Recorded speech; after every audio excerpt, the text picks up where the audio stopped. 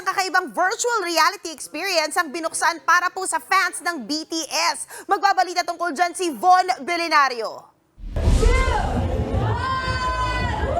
Entrance pa lang, feel na agad ang purple carpet sa binuksang B-Starverse sa Gateway Mall 2. Isa itong immersive experience tampok ang BTS sa FAC Music Awards exhibition.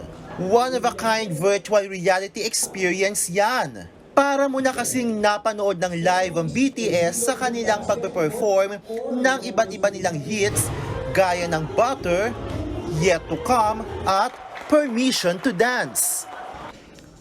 Matapos nga yung virtual reality experience, may pagkakataon yung mga BTS Army na masilip at mapuntahan yung bawat kwarto kung saan tampok yung mga larawan at ilang pang items ng mga BTS member.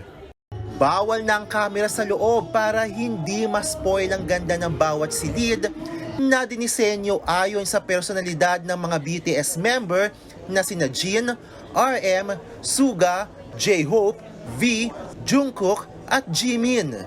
Lahat sila naka-enlist ngayon sa military service. Kaya ito raw muna ang alternative ng Army na namimiss na ang BTS. Very immersive yung exhibit, so I felt very emotional kasi miss ko na talaga sila, but this one makes the missing, more worth it kasi yun nga, you feel their presence still even though they're not currently active as a group right now.